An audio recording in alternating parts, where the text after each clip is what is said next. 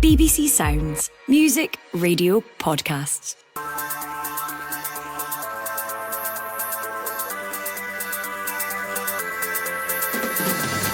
Hello, I'm Phil Goodlad and this is the Scottish Football Podcast. It's Wednesday the 30th of October. It's nearly Halloween and it's all eyes on Pittodrie. Malloy with a cross, a good one as well, the back post, and Ambrose is there!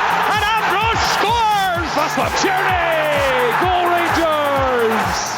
November just around the corner, but we're expecting early fireworks this evening as high-flying Aberdeen welcome Rangers to the Granite City. Also, we've now got an opportunity up at Ross County. They're off the back of a good result at the weekend, so we know it's going to be a real difficult game, but we know exactly what's at stake now. We know exactly what's in front of us, and it's up to us to change it as quickly as we can. Can David Gray ease the pressure on bottom club Hibs as they face another tricky test on the road? And ball in the box, another chance, and it's a goal! Celtic 7, Dundee 0. With the focus elsewhere, could Celtic sneak a lead at the top? The Scottish Football Podcast from BBC Sport Scotland. Great to have you along this morning. There's something in the air, is there not? The morning that you wake up and you see a full card of fixtures in the Premiership topped by a night at Pittodrie under the lights. Aberdeen against Rangers. I'm joined by Jordan Campbell from The Athletic, who's as excited as a little child on Christmas morning, and Lee Miller, who is as excited as, well, a former professional footballer gets on the morning of a big game of football. Lee, Jordan, morning to you both. Morning, Phil. Good morning, Phil. I'm loving the idea of trying to sum up our excitement in one word. So, Jordan, give me the word of the morning ahead of an Aberdeen Rangers game at Pittodrie tonight. I think I'm feeling spoiled. You know, it's a Wednesday, so to have this on two Premiership full cards in a 1 week, it's pretty good. So, yeah, I think Wednesday night under the lights just adds something a little bit extra special, doesn't it? Especially this early into the season, and you know, not having that many occasions where we've got a team threatening to split the Old Firm. So, no, it's really, you know, got the big build up, and I hopefully it lives up to it.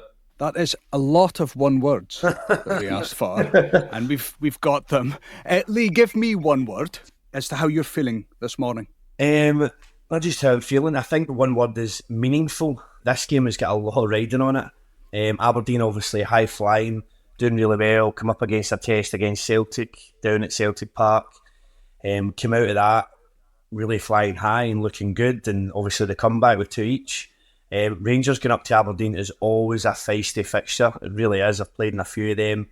Came out the other side good, having won a few, but the fans will be well up for this game. It'll be another sellout at Pittodrie, and I'm excited and looking forward to it, although I'll be at Tannadice, but I'll have a little close eye on what's happening up the road. I'm going to have to crack the whip. I ask for one word and I get political statements from the pair of you. One word. And listen, you don't have one eye on the other game. You have your bloody radio with you. Yeah. Forget your smartphone and that. Let's actually just bring back the days when we brought a wee radio into football grounds. Listen, there's lots to speak about, not least the match at Pittodrie. We'll get to that in a moment. Firstly, let's run through the latest Scottish football headlines. So it turns out Pedro Martinez Losa was right. There was no way Scotland would lose to Hungary. His side enjoying a comfortable 4-0 win at Easter Road last night, 5-0 on aggregate. What that means is that Scotland will take on Finland at the end of next month for a place at the Women's Euros next summer. For analysis of that result, well, our sister podcast, Behind the Goals, is a great option for you. Scotland captain Rachel Corsie and our own Leanne Crichton. A special reactive episode of that will be out for you later today. Rangers have posted a £17.2 million net loss for the year to June, but the club say they're free of litigation for the first time in over a decade. It was a busy old evening in the Championship last night. Dunfermline surprised Livingston with a 3-0 win at East End Park. Queen's Park won 1-0 at Morton, whilst Raith Rovers beat Airdrie by the same scoreline in Kirkcaldy. And Scott McTominay and Billy Gilmore both starred for Napoli as the Serie A leaders beat AC Milan 2-0 in the majestic San Siro. The Scottish Football Podcast from BBC Sport Scotland. Right, let's get into it. And I promise there's not going to be one word to cover Aberdeen against Rangers as we get deep into what will happen tonight. Unbeaten Aberdeen under new manager Jimmy Tilleen against a stuttering Rangers side. What, though, do you think the bookies, Lee Miller, are making of Rangers' trip to Aberdeen tonight? I don't actually know. I think are Aberdeen favourites? There is one team odds on, according to a well-known bookmaker that I'm looking at on my smartphone just now, and that team is not the home team or the team that's unbeaten under their new manager. Oh. Rangers, according to one bookies, 17-20 on. Aberdeen 3-1 at home tonight to beat Rangers. If I was to ask you to invest the Miller fortune in something, I mean, I'm looking at that and I can't believe it. But then when I think back to all the years that we've looked at this fixture, Rangers always seem to do very well at Pittodrie. I'm surprised at that. I thought it'd been closer than that. That all you need to do as an Aberdeen management team is show them that. Show them that and say, listen, prove them wrong. Everybody's right. Get your week's wages on this one tonight, boys. Better responsible. No, I don't. I'm surprised. I'm surprised at that. I thought it'd been a lot closer, but listen, it doesn't matter what the bookies think. At the end of the day, Aberdeen have to go out and do a job. Rangers have to go up and show everybody what they're about. Like you said, they've been stuttering a little bit, but it's just poised for such an exciting game up at Pittodrie, and it'll be a full house, and the noise will be incredible. Can the Rangers players deal with that? Aberdeen players will be really up for it. I wish I was going, to be honest. Jordan, just to go back to that bookies, and forgive me, don't think for one moment that I have a problem with gambling, or indeed I'm trying to encourage people to best bet their last penny on the football. But why do you think Rangers would be odds-on favourites tonight to win at Pittodrie? I think it probably just goes back to, the last 20, 30 years, really. In terms of, you can look at the two teams and you can say Aberdeen look like the more complete team at the moment. They've got the momentum, but when you're assessing these things, these big games, traditionally, if Rangers or Celtic have been slacking, they tend to come up in this, turn up in this fixture, and then over time they do sort of take back control, at least second place. So I think that'll be a big part of it. That sort of legacy issue of can a team really cause an upset with the big two, given the financial disparity between both clubs. So I think that's probably it. But if you're looking at the two teams, for Aberdeen to be 3-1 at home, given especially how they came back against Celtic a couple of weeks ago, I think that was a big litmus test for a lot of people, was right, how will they actually cope? And I think how you saw, Jimmy Telling change it at half time and, really go after Celtic and really change that game. I think that will give a lot of Aberdeen fans belief that they can really get after Rangers, because a lot of times, maybe under McInnes at the end of his tenure, and was maybe a big part of the frustration, was sometimes when Rangers and Celtic came to Pittodrie and Aberdeen were flying high, there seemed like a little bit of reticence or a little bit of inferiority still at times, whereas I don't think there'll be that this time, and I don't think there is any reason to be really scared of this Rangers team of getting in their faces and making it uncomfortable for them. Lee, I'll speak to you as an old dandy Don in just a moment, because I'm really interested in the almost the expectation on Aberdeen going into tonight and how that might have an adverse effect on players. And I'll come to that in just a moment. But Jordan, do you think that Rangers have to do something that takes us all by surprise tonight, that Philippe Clement has to put out his team in a different way or have a different sort of tactic that we're not expecting? Can the Rangers team of the last few weeks pitch up at Pittodrie, play as they've been playing and get something? Or do they have to do something different? This Rangers team is really, really difficult to predict what they're going to be like. You saw that against, they struggled against St Mirren, they struggled the week before at Kilmarnock, but then during the week they go to Europe and turn out a great performance. But it seems to be domestically they do. I mean, they're away from. They've won two in the last 9, is it? I think. Away from home, 1 in the last 6. I mean, you're never going to win a title with that away from. So I think that is a massive concern for Clement.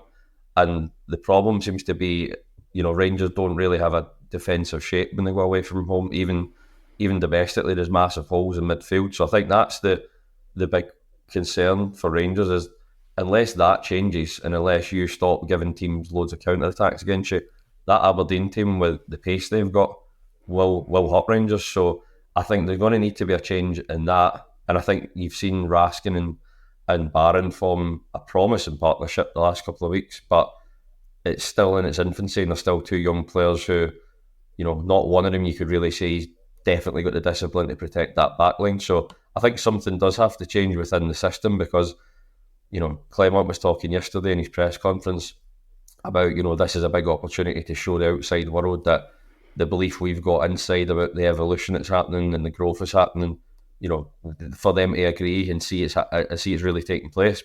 I don't think there is a lot of belief on the outside right now, because it feels like one step forward, one step back constantly.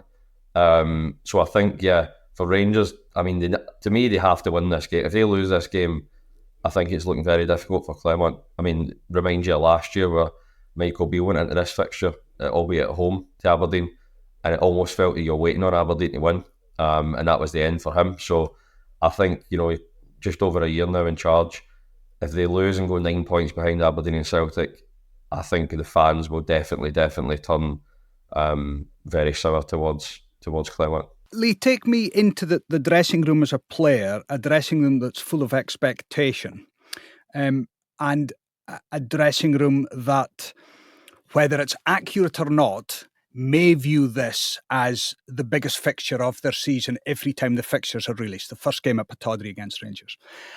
Will that expectation, and can it be a burden on a group of players who are flying at the moment? It can. I don't think Jimmy Tilleen will allow it to be. I think all the pressure's on Rangers in this fixture. Aberdeen obviously are going toe-to-toe with Celtic, but I think the Aberdeen players will really relish this fixture and be well up for it. They'll be well drilled, as we've seen throughout the season so far. I think Jordan makes a great point about Jimmy Tilleen's not scared to make changes. He dropped Shinnie for the last game there, who's been really good for Aberdeen this season, driving force in midfield. Dropped him against Dundee United, brought him on later on, and they made a difference.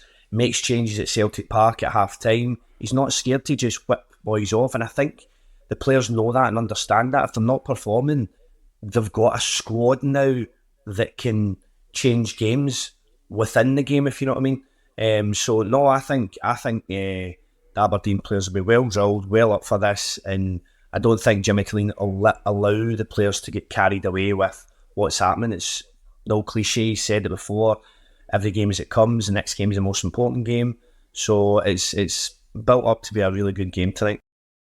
There's a couple of stats floating around which I can take no credit for, because I heard one on an opposing podcast and the other one my producer has given me. But Aberdeen haven't lost a game in 90 minutes for 7.5 months.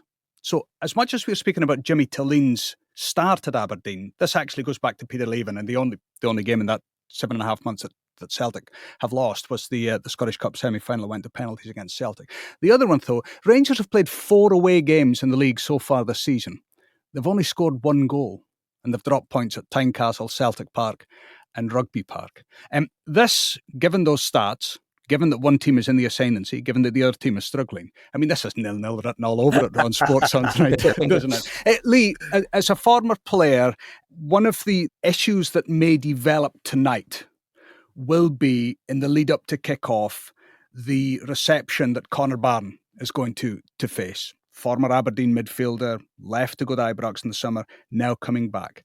As a former player, how will he be feeling arriving at Pittodrie and getting ready for the game? Because I would imagine there will be 1 or 2 home fans that would like to remind Conor Barron that he left the club and joined Aberdeen's rivals. I'm not sure how I feel actually, but knowing Conor Barron, briefly I've met him a good few times, lovely boy, he will thrive on this. I used to thrive on it when I went back to my ex-clubs. I used to enjoy the booing, I used to enjoy getting on the ball and making things happen, and just having that banner. I think there'll be a small majority of hatred in the stadium, and there will be, you'll get abuse, but you're a football player, you have to kind of deal with those issues on the pitch. And I think if he goes out and performs the way he can perform, then that'll be that. But there will be slight nerves, because it's the first time he's been back up there since being a Rangers player. I think he was there since he was 10 years old. Aberdeen, he came through the youth system. he was a good player for Aberdeen, a really good player, and obviously a lot of fans feel as if he just jumped ship whenever he could. But he's got to do what he's got to do for his own career and develop as a player and as a person. Right, one-word answers from you, and I will hold you to one-word answers. And I have the producer on standby to just edit all these big statements that you're going to make. So, one word. Jordan Campbell, who wins tonight? Draw. 2-2. Lee Miller, who wins? Aberdeen. What's the score? 2-1. You heard it here first. Moving on, Hibs remain rooted to the bottom of the table on 6 points, that despite drawing with Hearts in the Edinburgh Derby on Sunday. They now take on Ross County tonight in Dingwall. Jordan Campbell, Hibs played 4, drawn 1, lost 3 on the road. Ross County pretty good at home. They've only lost 2 of the 6 this season. How big a test is this for David Gray and his side, coming just days after they seem to lift themselves against Hearts? Can they lift themselves on the road to Dingwall tonight? Yeah, I think it does feel like a huge game for Hibs, especially since Hearts seem to have got a bit of a lift since Critchley came in. Now they've sort of left Hibs with the unwanted position of being rooted to the bottom. So I think you go to Ross County, albeit they've actually made a decent start to the season. As you say, the home form usually is what they rely on to get them out of tough positions. But I mean, Ross County are sitting mid-table essentially, and Hibs have 1 win in 9, so it's looking very difficult for Gray at the moment. But I do think Hibs, I think I said this a few weeks ago, Hibs have got to give him time, because what they've done the last 3-4 years is just continually churn manager after manager after manager. So I think Gray will maybe get more time with the fans, just because of who he is, and you know, the belief that they have that he can turn it around, and he has got an understanding in the club and what needs to change. But I do think if you don't win that game and Hearts take full points, it's looking pretty bleak already. You know, 3 points off the relegation playoff, never mind being bottom. So I do think that Hibs have got to find something there. Otherwise, you're looking around the rest of the, you know, we're almost through 2 games time, we'll be through a complete fixture rotation against every other team.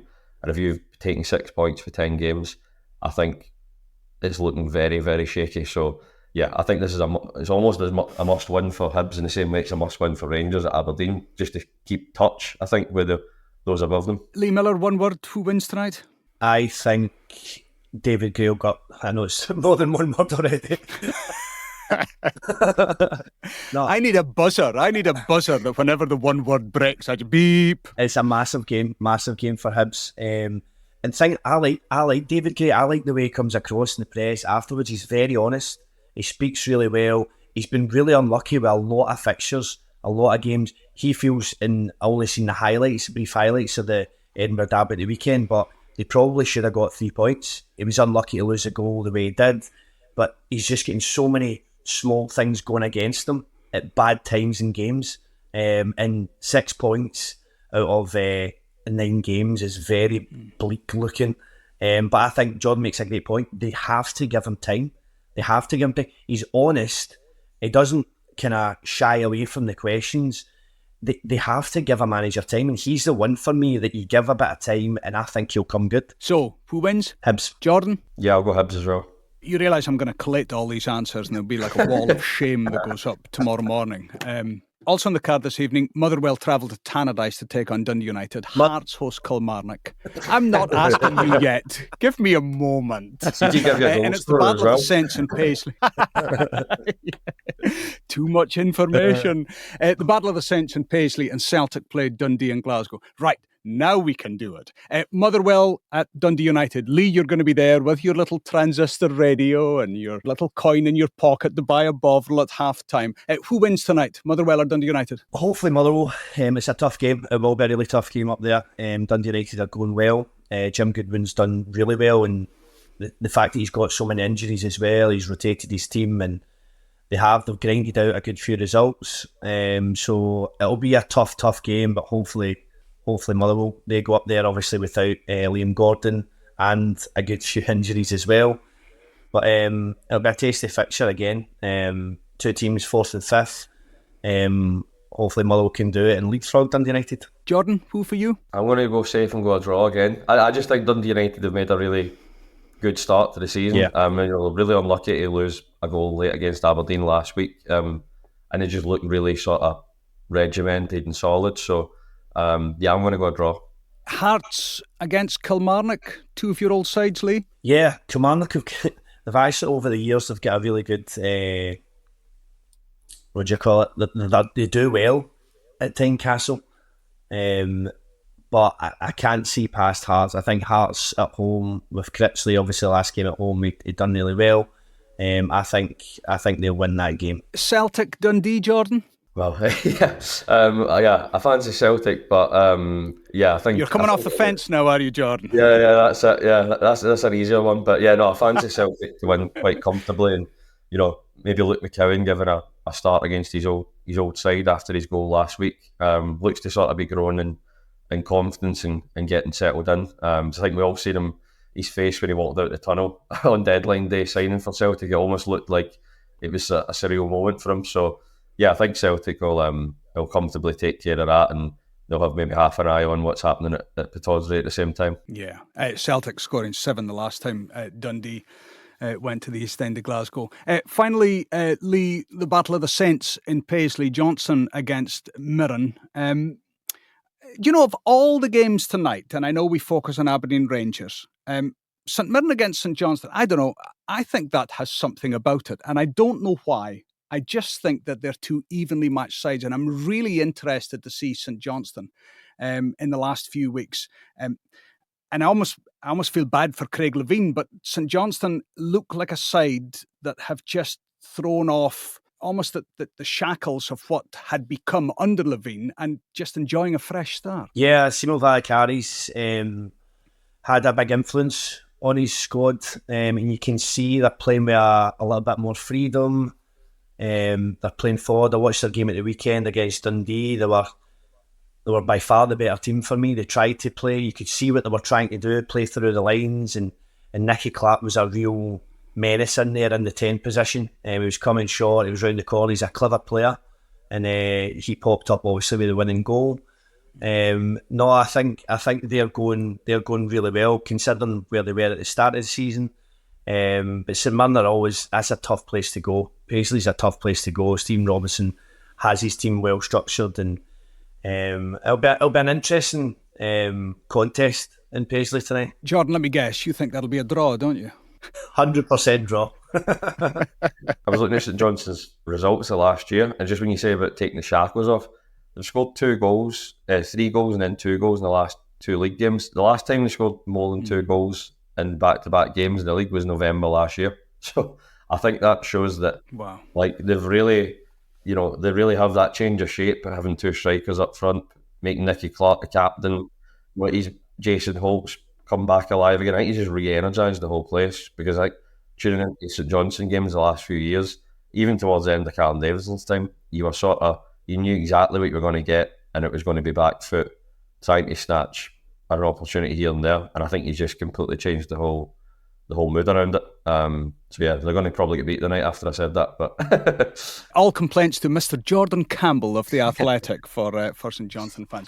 Guys, listen, that's been a lot of fun, and we've got through a lot. Thank you very much indeed for joining us this morning. Lee Miller and Jordan Campbell there, picking through what is a busy night tonight in the men's Premiership. A full card under the lights with top billing, the 8 o'clock kickoff at Pittodrie as Aberdeen host Rangers. You won't miss a thing here on Radio Scotland. We're on air from 6 o'clock. Kenny McIntyre and the Sports Sound team. You'll also be able to watch it online as we get the TV screens in for Sports Sound tonight. And we'll have all the highlights. 10:40 BBC One Scotland and the iPlayer Sports Scene right after Sports Sound. For now, though, remember, the Daily Football Podcast, as the name suggests, drops every morning for you where you get your podcast, but also you can pick us up at BBC Sounds. I'm Phil Goodlad. We'll speak again soon, and for now, well, enjoy the beautiful game.